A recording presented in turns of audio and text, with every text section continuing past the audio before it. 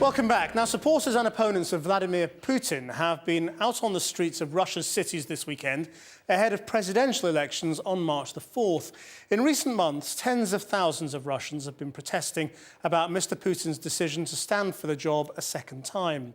Our international editor, Lindsay Hilson, has been to Moscow and Naberezhny Chelny in the east to see how Russia's populist premier is reacting to the increasingly public opposition. Mr. Putin's people preempted the opposition and got a car rally in last night.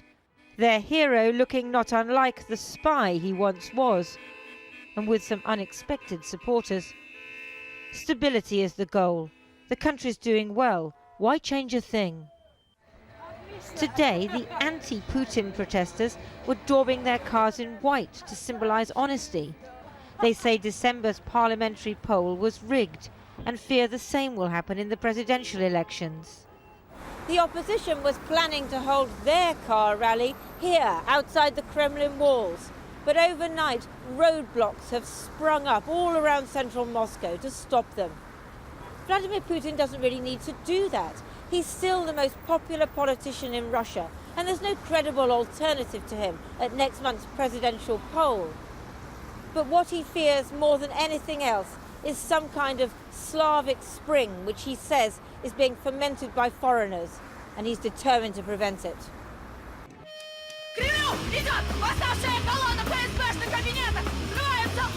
The punk feminist collective Pussy Riot suddenly appeared outside the Kremlin last month, on the spot where the Tsars used to hold executions. Putin, they shouted, is wetting himself. He's scared of us. When I met them, they kept their identities secret, even the little one. There's no democracy here. It's just a show. The system pretends that people can express themselves politically, but it's not true. We think that to change the regime, we have to use methods that the authorities don't allow. We're waiting for the moment when many more people start acting illegally, like us.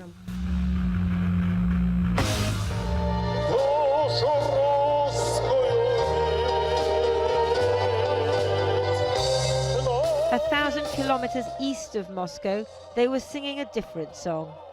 An elderly crooner was brought on to get the Kamaz factory workers going before the main act.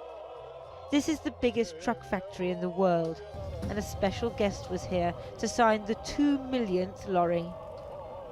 10 years ago, Russia's auto industry was on the brink of collapse. Its revival is in part thanks to Putin.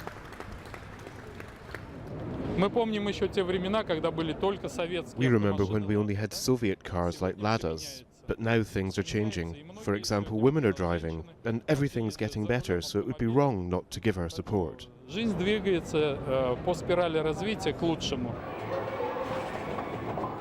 Yet even here I found a new mood. Denis Nitenko owns a bowling alley and several restaurants. He's prospered under Putin, but is frustrated by a lack of democracy in Russia. Someone in power can do good for a certain period, but then, however good or bad he is, there comes a time when he must go, so things can move forward.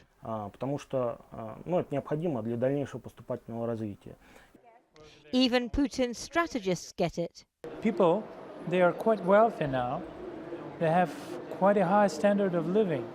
So it's in Moscow, it's well, the average, I mean the mid class is even higher than you have in Great Britain. And now they are willing to be involved in political life more in a proactive way, and political system is not suitable for them. It needs much more air.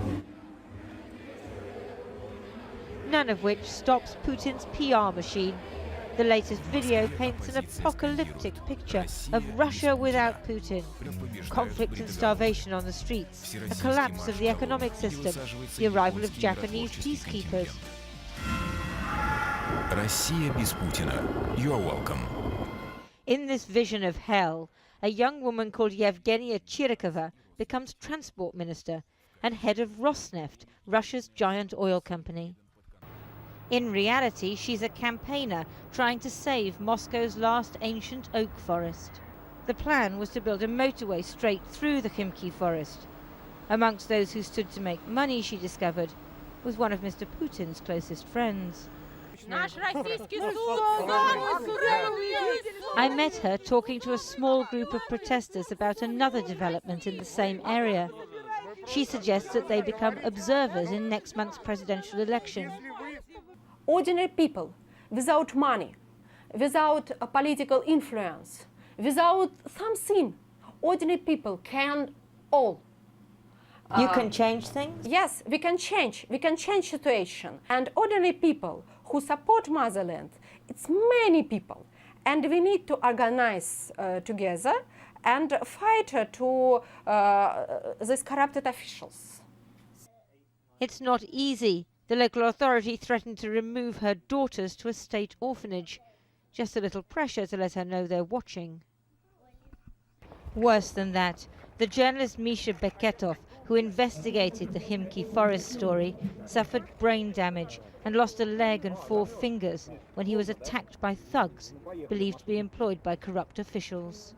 I remember that Misha was very tall and very energy man, and for me it was a very painful situation, and I understand.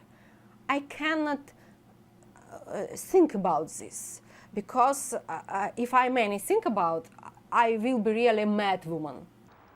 The forces of the Russian state are ranged against the protesters. They can't oust Putin now. But something has changed in Russia, and everyone knows it. Lindsay Hilsum, Channel 4 News, Moscow.